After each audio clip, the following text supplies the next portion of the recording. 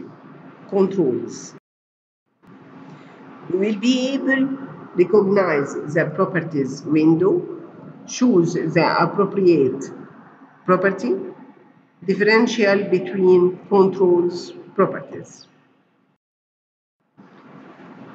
We will study one by one of the controls to know the properties window and the difference between control properties.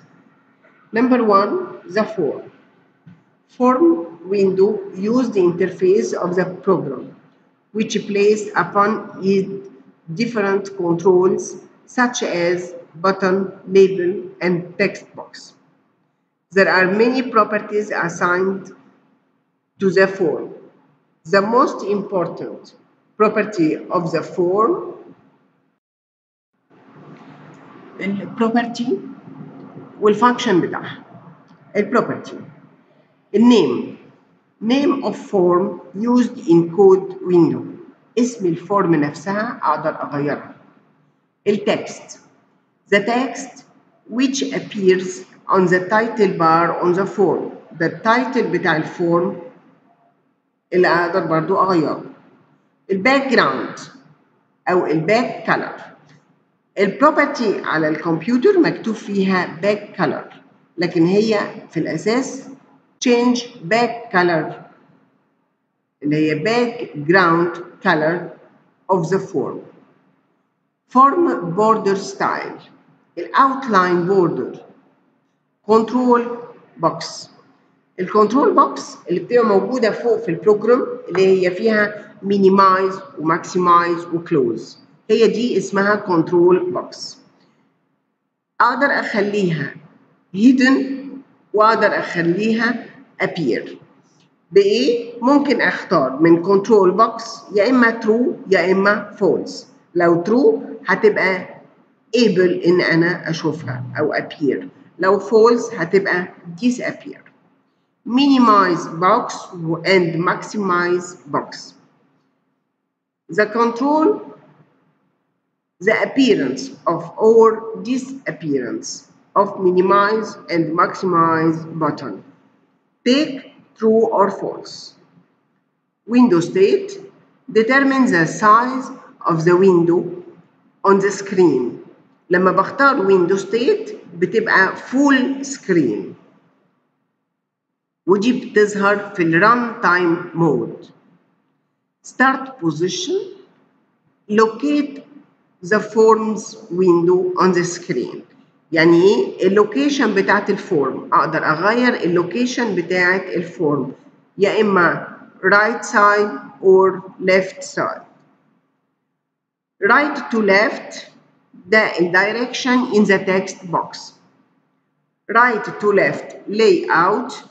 Direction of controls on the form is from right to left. Notice some properties such as text, name, for color, back color, right to left, etc. are common to most controls. الفور color اللي هو الفونت color. الباك color اللي هو الباك جراوند color. Number 2, some properties will not be applied to controls placed on a form unless we set other properties to these controls like right to left and right to left layout. واحنا عرفنا ال difference between right to left and right to left layout. Number 3, controls placed on a form will have by default some of the properties as the form. We can say that controls inherit some of the form's properties, font and for color. Notice all the properties of control have default value can be changed. When you set some properties, the effect of setting appears directly on the form in design mode of the program.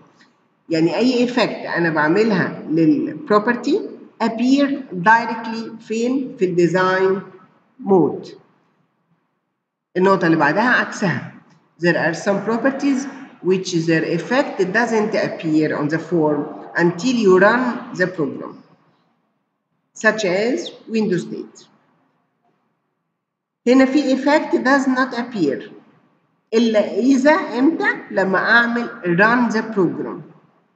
run the program such as إيه؟ الويندو ستيت خدناها في أول chapter. طيب أعمل run the program إزاي؟ For running the program, press F5 key on keyboard to start the program. F5 دي عاملة زي البلاي في الموبايل في أي حاجة. نفس شكل البلاي. Second control button. A button is one of the control that can be drawn on the form. A user will use a button by clicking on it to perform a specific task. من التولبوكس بعمل كليك button وبعدين بروح على الفورم أعملها درون. البutton دي استعمالاتها إيه؟ البutton دي زي كأني بكتب فيها أوكي، كانسل، سيف از. تمام؟ نيجي للبروبرتي والفانكشن بتاعتها. البروبرتي text. The appeared text on the button. البutton ده أنا هسميه إيه؟ هكتب فيه إيه؟ هو ده. النيم بتاعته name of button used in code. يعني هكتب فيها إيه؟ save أو save as أو cancel. size. أنا هتحكم في السايز بتاعتي. ممكن أكتب كلمة كبيرة فالهايت والويدث هيختلفوا. اللوكيشن ممكن أعمل اللوكيشن أعمل دراج أون اللوكيشن بتاع البutton يمين شمال زي ما أنا عايزة.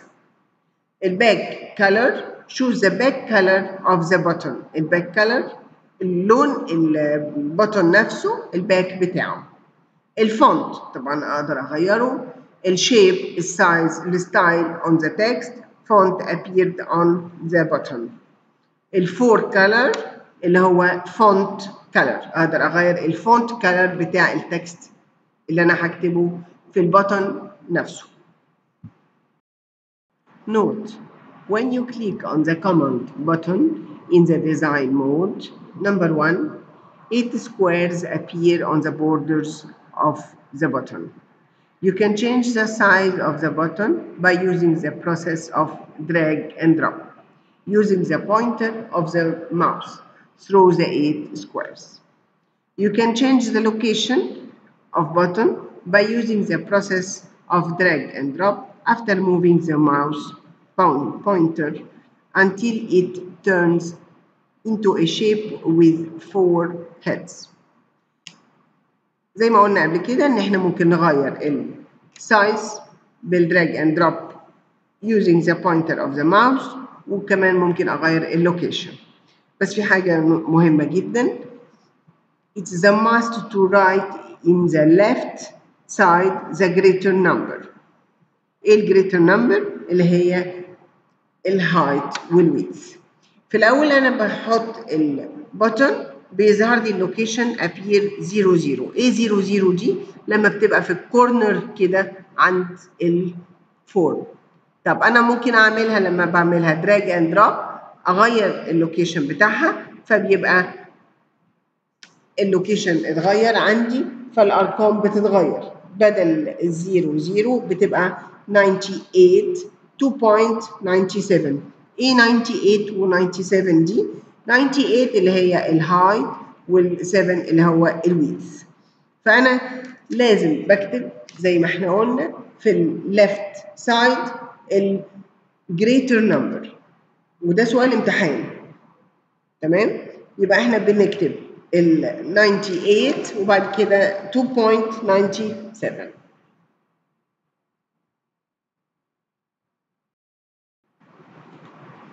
Number 3, label. It's a tool used in showing a text on the form window which cannot be changed during program runtime. يعني ايه الكلام ده؟ أنا دلوقتي اعتبري إن أنا بكتب application.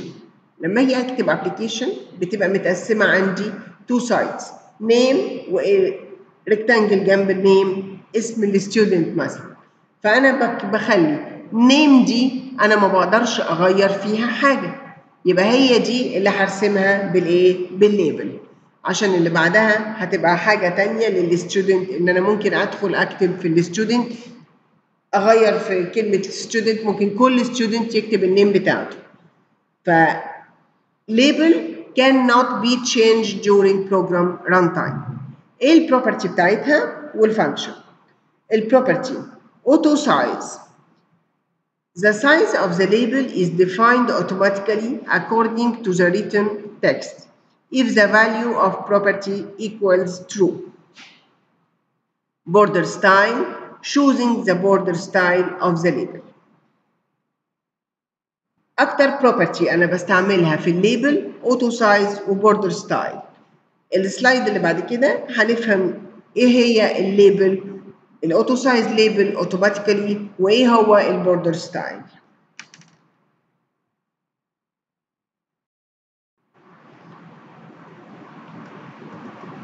You can change the size of label manually by using the process of drag and drop when the value of the property auto size is false, through the 8 handles in design mode only, and its effect appears in design mode and runtime mode. الإفكت بتظهر في الاثنين design mode والruntime. طيب أنا أغير إزاي الأوتو سايز تبقى مانيوال أو أوتو سايز تبقى أوتوماتيكالي إزاي؟ أوتو سايز true هتبقى will be automatically، يبقى هكتب كده في البروبرتي أوتو سايز true، يبقى أوتو سايز لما تبقى true هتبقى السايز بتاع الليبل أوتوماتيكالي. يعني إيه أوتوماتيكالي؟ أوتوماتيكالي يعني كل ما أكتب حرف بيكبر معايا الليبل بتاعي، مش لازم أنا أكبره مانوال. طيب المانوال بعمله إزاي؟ بياخد أوتو سايز فولس، أوتو سايز إيكوال فولس، ده بيبقى مانوال. كل ما أكتب اسم أكبر مانوال، أعملها دراج ودروب with the mouse. طيب البوردر ستايل أنا عندي 3 أنواع بوردر ستايل. none يبقى without border، fixed تبقى single، وعندي double، وعندي 3 dimension. دول الستايلز بتوع البوردرز. TextBox. It's a tool used to insert or input data from the user during program runtime. زي ما كنا قلنا السلايد اللي قبل كده، أي ابلكيشن أجي أكتبها الاسم أهو وعمر تامر عبد المحسن منصور، يبقى الاسم ده بكتبه على إيه؟ ليبل عشان اليوزر ما يغيروش. لكن إيه اللي ممكن يغيره؟ اللي هو التكست بوكس اللي هي دي، الاسم نفسه بتاع الستودنت أو الاسم بتاع البيرسون، يبقى ده اللي بكتبه على تكست بوكس. اللتر هنا ما بيبقاش أكتر من 30 كاركتر. الباسورد بتبقى عبارة عن إيه؟ أستريكس. الكومنت عايزة كذا سطر فبقى عاملة مالتي لاين. property functions. property maximum length. It defines the maximum number of letters which can be inserted in the text box. 30. ما اقدرش اتعدى number of letter of 30. plus ان خدوا بالكم ان السبيس بتتحسب letter. Password character. It defines a symbol used instead of written text in case we have a password.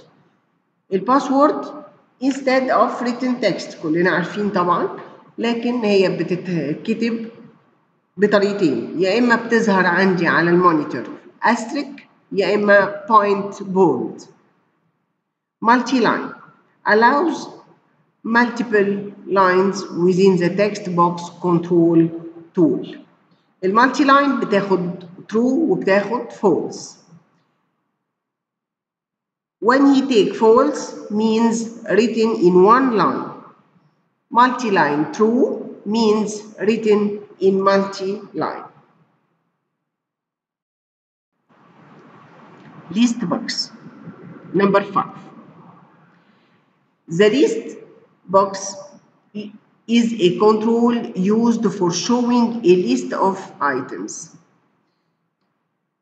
زي ما احنا شايفين قدامنا هي list بتبقى sorted. يعني ايه sorted؟ بتبقى alphabetical. وsorted دي برضو بتاخد true or false. ممكن اخليها alphabetical وممكن ما اخليهاش alphabetically. select more than one item. يعني انا ممكن يبقى في كذا item وانا ممكن اختار more than one item. property items, a group of items shown in the list box. sorted زي ما احنا قلنا بتاخد sorted or not. الاثنين property دول بتبقى effect appear on design and runtime mode. Selection mode, it defines whether it is possible to choose one item or more shown in the list box. The effect appear on runtime mode. Setting sorted property. Sorted property take true or false. The true value displays the item alphabetically arranged in the list box tool. The false value displayed the item unordered. يبقى ال true لما ال setting بتاع ال sorted بياخد true يبقى alphabetically. لو false يبقى unordered. You can select more than one item in the list box.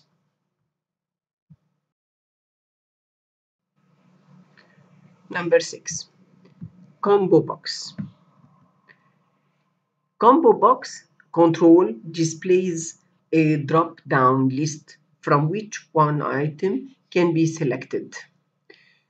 الكومبو بوكس زي الليست بوكس بالظبط، بس الفرق ان الليست بوكس كان فيها ايتم معينه بايناني على المونيتور، لكن الكومبو بوكس الايتمز زياده. يعني مثلا لو قلنا اسماء بلاد كلها هتبقى اكتر من 10، مش هتبان في الكولون، فهياخد الكومبو بوكس.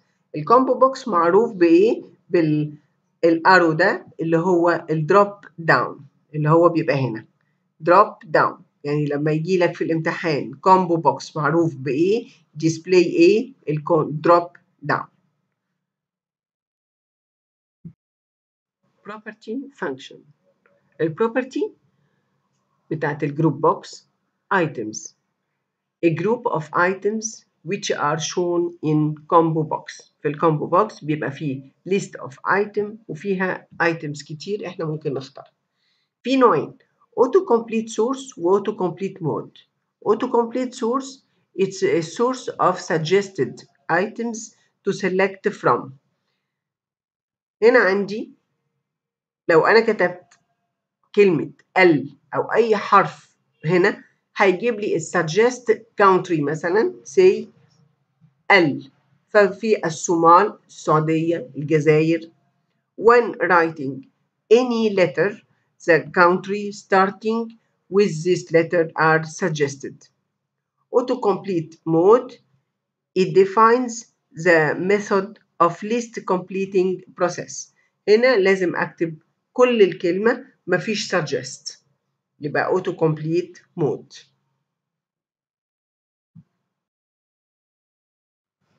Control number 7, GroupBox. It's used to group other controls of same function together on the form window. The most important properties are name, text, size, for color, font, background, image. الجروب بوكس هنا بنعمل جروب لكل الكنترولز اللي احنا عايزين نعملهم the same properties. فاحنا بنعمل الجروب ده وبنحط له البروبرتي معينة. يعني مثلا لو الفور كلر يبقى ريد، الفونت اريال، باك جراوند ايمج معينة، يبقى كل الجروب اللي أنا عملته select يبقى the same property. Number 8, radio button is used to select one alternative only from a group of options. الشيب بتاعها small circle. Property checked took true value. ادي radio button محطوط في ايه؟ placed inside the group box، يعني كل ده في group box. هو ده الجروب بوكس اللي كنا بنتكلم عليه. الراديو بutton بيبقى مثلا ذكر وأنثى، هختار only one. هيبقى الشهادات بتاعتي دبلومة، ماجستير، دكتوراه، هختار برضو only one. يبقى راديو button لازم اختار only one. Number 9, checkbox. The checkbox is opposite radio button. It is used for placing some alternatives to enable the user to select one checkbox or more. أنا عندي الويندو اللي موجودة قدامي دي اللغات اللي أنا بجدها. في English، French، German، Italy. طبعا أنا مش بعرف كل اللغات دي، فاللغة اللي أنا أعرفها بختارها. يبقى أنا ممكن أختار كذا واحدة. checked property take true or false. Okay. Property checked true. If false value means that has not been chosen the tool. We finished chapter 3. I hope you have understood and explained sufficiently for you.